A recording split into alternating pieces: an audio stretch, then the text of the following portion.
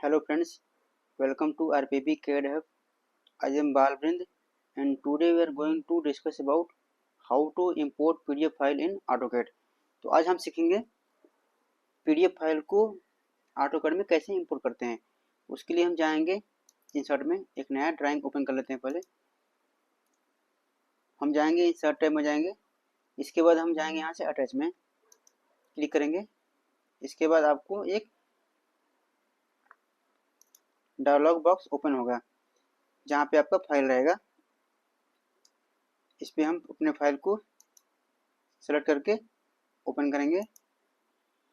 अब यहाँ देखिए आपको एक अलग से डायलॉग बॉक्स ओपन हुआ है जिसमें पूछ रहा है पाथ टाइप, स्केल, ये सब पूछ रहा है। तो इसमें कुछ भी नहीं करना है, सिंपली यहाँ से ओके कर देना है आपको। अभी देखिए आपका पीडीएफ फाइल इसमें अटैच हो गया है। अभी दिख नहीं रहा है तो उसके लिए क्या करेंगे, जेड एंटर ई एंटर। देखिए आपका फाइल आ गया है। देखिए जो आपका ये फाइल आया है एज ए एक्सटर्नल रेफरेंस आया है। इसमें आप कभी कुछ भी काम नहीं कर सकते हैं। यदि आपको इसमें कुछ मॉडिफाई करना है, कुछ काम करना है, तो सबसे पहले इस पर सेलेक्ट करेंगे। इसके बाद हम जाएंगे इंपोर्ट एज अ ऑब्जेक्ट, इस पर क्लिक करेंगे। इसके बाद देखिए यहाँ पे पूछ रहा है first corner and area to import और ऑल पॉलीलाइन सेटिंग। हमको टोटली एरिया में काम करना है तो हम टोटल एरिया उसको सेलेक्ट कर लेंगे। अदरवाइज आपको थोड़ा सा पार्ट में काम करना है, कुछ भी आपको, तो आप थोड़ा सा पार्ट भी इसको सेलेक्ट करेंगे तो उतना ही पार्ट आपको वर्किंग के लिए अवेलेबल हो जाएगा। तो हम टोटल ले लेते हैं, सेलेक्ट करेंगे, एंटर। इसके बाद देखिए यहाँ पर दिया है कीप डिटैच अनलोड। इसके बारे में थोड़ा आगे पढ़ेंगे। अभी इसको हम सेलेक्ट करते हैं अनलोड को, देन क्लिक। अभी जस्ट थोड़ा सा टाइम लगेगा। अभी देखिए आपका जो रेफरेंस ड्राइंग था, एक्सटर्नल रेफरेंस ड्राइंग था, अभी इसमें आप कुछ भी काम कर सकते हैं। देखिए इसमें सेलेक्ट कर सकते हैं, कुछ भी टेक्स्ट है तो टेक्स्ट सेलेक्ट कर सकते हैं। आपको देखिए पॉलीलाइन है, आपको डायमेंशन दिया, इधर डायमेंशन चेक कर सकते हैं। आपका जो ये ड्राइंग, आपको जो ड्राइंग यहाँ पे अटैच हुआ है वो सेम स्केल में अटैच हुआ है। आप चाहें तो यहाँ से इसका डायमेंशन चेक कर सकते हैं। तो उसके लिए DAL टाइप करेंगे, एंटर, देन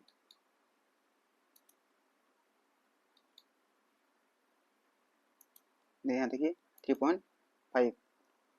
आपको जो ड्राइंग है सेम स्केल में अटैच हुआ है तो आप आसानी से इसमें काम कर सकते हैं। कुछ भी मूव करना है, ट्रिम करना है, कुछ भी इसमें से आप कर सकते हैं। इसके बाद हम देखते हैं कीप डिटैच और अनलोड क्या होता है। तो सबसे पहले हम थोड़ा सा ड्राइंग को मूव कर लेंगे, हम एंटर, देखिए यहाँ से एंटर,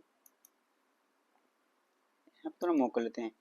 तो जो मेरा आपको बताया था मैं कि जो मेरा ड्राइंग अटैच हुआ था पीडीएफ फाइल ऑटोकैड में, वो एज ए रेफरेंस हुआ था, मतलब एक्सरेफ। एक्सरेफ मतलब होता है एक्सटर्नल रेफरेंस। तो हम यहाँ टाइप करेंगे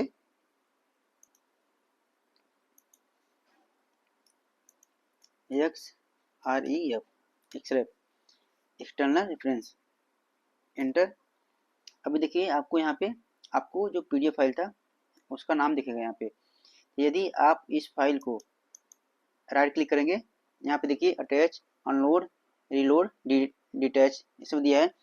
यदि आप चाहते हैं कि जो आपका फाइल है यहाँ से हमेशा परमानेंटली डिलीट हो जाए, तो आपको यहाँ पे डिटेल्स पे क्लिक करेंगे तो यहाँ से हट जाएगा, लेकिन ये आपका ड्राइंग यहीं पे रहेगा। यदि चाहते हैं आप कि दोबारा ये ड्राइंग यहाँ पे अटैच हो जाए तो वहाँ से क्लिक करेंगे रीलोड।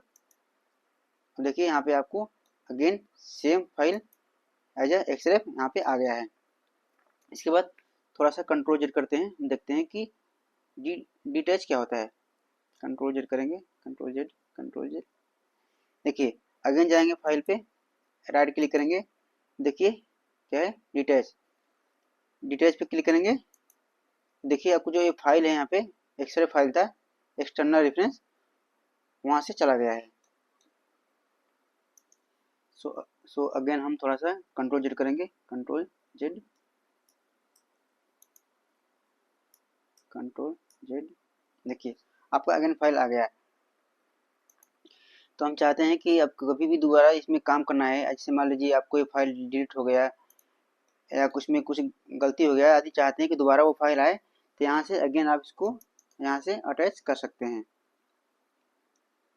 रीलोड करके। ओके, तो दोस्तों इस तरीके से आप आसानी से पीडीएफ को ऑटोकैड में इंपोर्ट कर सकते हैं, और कुछ भी आपको मॉडिफाई करना है तो ड्राइंग को मॉडिफाई कर सकते हैं। यदि आपको वीडियो पसंद आया हो तो लाइक ज़रूर कीजिए और सब्सक्राइब करना ना भूलें। मिलते हैं अगले वीडियो में, तब तक के लिए बाय।